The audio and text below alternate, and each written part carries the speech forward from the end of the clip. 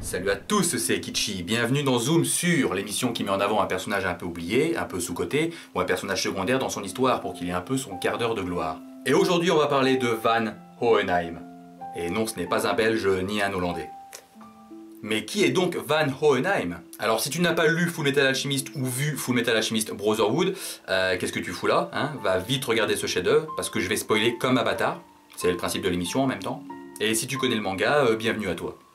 Ce personnage est extrêmement sous-coté, hein, déjà parce que c'est le personnage secondaire le plus important de toute l'histoire, car déjà sans lui elle n'existerait même pas, on serait passé à côté du meilleur manga du monde, ça aurait été dommage. Et c'est l'un des personnages les plus badass, puissants, gentils et intelligents de l'univers manga. Rien que ça. C'est pas du tout objectif ce que tu dis là. Ah non mais c'est clairement subjectif, hein, assumez. Je trouve ce personnage tellement charismatique que rien que de l'entendre parler en japonais, ça me donne des frissons. J'en aurais presque la gaule. Ça devient gênant là. Hein. Non mais c'est pour imager. Non mais je lance le générique.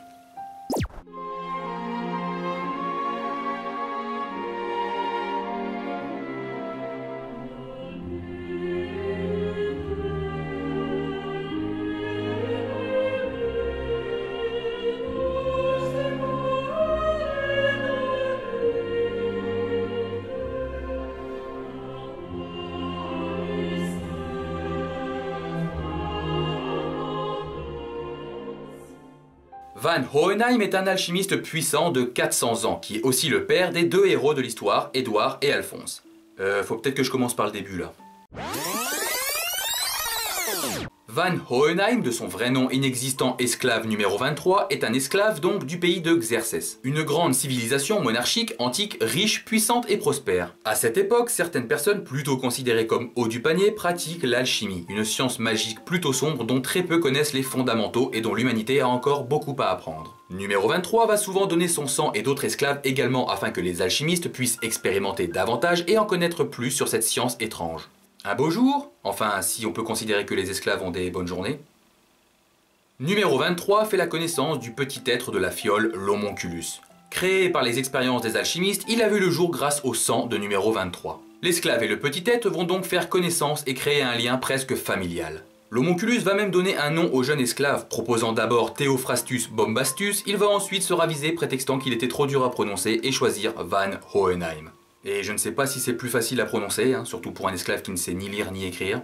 L'être de la fiole va également lui enseigner tout ce qu'il y a à savoir de l'alchimie. Venant lui-même de la source de cette science, il en connaît donc bien plus que les humains. Il va aussi lui apprendre à lire et à écrire. Cet enseignement va donc permettre à Hohenheim de s'extirper de son statut d'esclave et devenir l'apprenti de son maître en alchimie, ne tardant donc pas à le surpasser de par l'enseignement en parallèle de l'homonculus.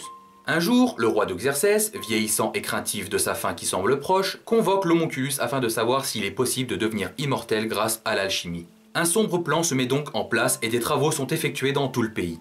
Des mystérieuses attaques de villages apparaissent également durant cette période. Hohenheim, connaissant uniquement le souhait du roi de devenir immortel, n'en connaît pas le plan mis en place, connu seulement de quelques proches du roi et de l'homonculus. Le jour attendu arrive. Au moment de la transmutation, rien ne se passe comme prévu, et le petit être avoue à Hohenheim qu'ils sont tous les deux au véritable centre du cercle de transmutation. Après cette dernière, et que Hohenheim ait repris ses esprits, il ne tarde pas à se rendre compte que la totalité des habitants a disparu. L'homonculus, ayant désormais pris l'apparence de celui grâce à qui il est né, peut désormais se déplacer seul. Il révèle que la population a été entièrement sacrifiée pour servir d'énergie philosophale quasi infinie et les faire devenir immortels, cadeau qu'il voulait également lui faire pour le remercier d'être en vie grâce à lui. Ouais là c'est chaud comme histoire déjà, hein. Vous vous rendez compte de la puissance du scénario? Et ce n'est que le début. Enfin c'est un flashback mais c'est le commencement de tout. Van Hohenheim va donc passer toute son existence et les 400 prochaines années à élaborer un plan pour contrer son double afin qu'il ne réitère pas cet événement tragique. Ce qu'il compte faire bien évidemment, hein. Les hommes en veulent toujours plus mais visiblement les homonculus aussi. Après l'événement de Xerxès, l'homonculus se dirige à l'ouest pour créer un pays sur des centaines d'années afin de le sacrifier pour les mêmes raisons, l'énergie philosophale des habitants n'étant pas infinie. Quant à Hohenheim, il se dirige à l'est et apporte avec lui son alchimie qui sera nommée par le peuple de l'Est Xin l'élixirologie. Elle sera principalement utilisée pour la médecine et s'alimentera d'une autre source d'énergie, les plaques tectoniques. La légende du sage de l'Ouest, celui qui apporta l'élixirologie avec lui, était née. Plusieurs siècles après, nous voici dans l'histoire principale. À ce moment-là, et donc au début de l'histoire, hein, Van Hohenheim nous est présenté comme un père absent, ayant abandonné ses enfants depuis 10 ans pour de mystérieuses raisons. Mais reviendra au cours de l'histoire afin de redresser les torts de son absence. Au premier abord, Van Hohenheim peut paraître froid, dû aussi au fait qu'il ait abandonné ses enfants, mais c'est quelqu'un d'une extrême gentillesse, prompt à faire des compliments, mais répugne à les accepter. C'est quelqu'un qui se soucie très peu de son propre bien-être et encore moins de sa dignité, car il se considère comme un monstre. Il déteste également les conflits et veut toujours privilégier le dialogue à la confrontation. Ce qui peut paraître paradoxal vu la très grande puissance alchimique qu'il possède, alimentée par les âmes humaines en lui. Il va pourtant s'avérer être un allié de poids des héros de l'histoire. Mais ce que ces héros ne savent pas, c'est que notre bon vieux numéro 23 préparait déjà la contre-attaque depuis plusieurs siècles. Et là, accrochez-vous bien, le mec a tout simplement demandé pardon, fait connaissance et communiqué avec les 536 329 âmes humaines en lui. Oui, c'est précis. Il a passé ses premiers siècles à convaincre un demi-million de personnes de l'aider à contrer son double. Si rien que ça c'est pas badass déjà, bah en même temps, il avait le temps justement, non? Ouais mais il en faut quand même sacrément dans les burnes, puis il faut de la patience aussi. Bah justement, il avait que ça, de la patience. Son plan de contre-attaque va tout de même être perturbé, ou du moins ralenti par sa rencontre avec Trisha Elric, qui deviendra sa femme et aura avec elle 2 enfants. Alors qu'il l'a rencontrée quand elle était petite. Ouais bon là c'est spécial. Grâce à elle, il va enfin savoir ce que c'est d'aimer et vouloir devenir mortel afin de la rejoindre le moment venu.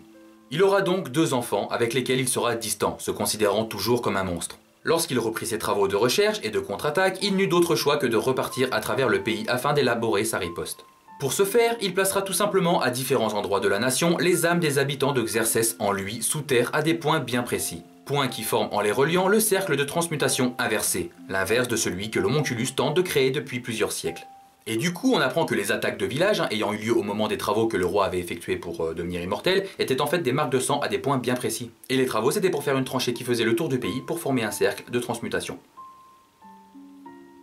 Sans rentrer dans les détails des différents points du plan de Hohenheim, ce qui lui permet en partie de prendre l'avantage à un certain moment, c'est d'avoir communiqué avec les âmes en lui et les convaincre de se battre à ses côtés. Là où l'homonculus se servait juste de la puissance philosophale comme source d'énergie, qui du coup n'est pas infinie et souhaite recréer une plus grosse pierre philosophale. Les âmes humaines étant l'ingrédient principal pour créer la pierre philosophale, au cas où vous n'avez pas encore compris. Pierre philosophale qui sert à contourner les lois de l'alchimie et le fameux principe de l'échange équivalent. Sauf que là elle est sous forme de source d'énergie quoi.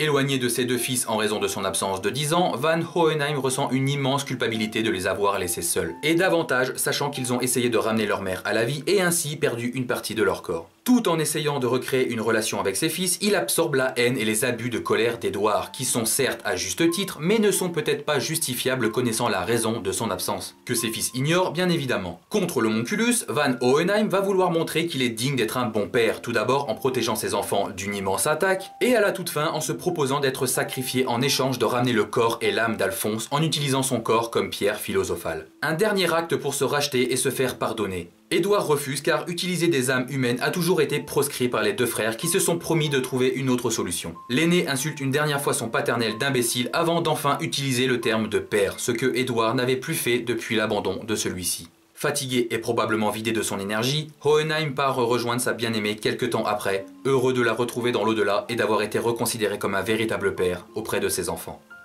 Van Hohenheim, alias esclave numéro 23, restera pour moi le personnage le plus charismatique de l'univers manga. Si tu as aimé cette vidéo, je t'invite à laisser un immense pouce bleu pour ce personnage exceptionnel, pour ce manga exceptionnel. Tu peux également laisser un petit commentaire, ça fait plaisir, et surtout partager la vidéo si elle t'a plu. N'hésite pas non plus à t'abonner si ce n'est pas déjà fait, et sur ce, je te dis à plus pour une prochaine vidéo.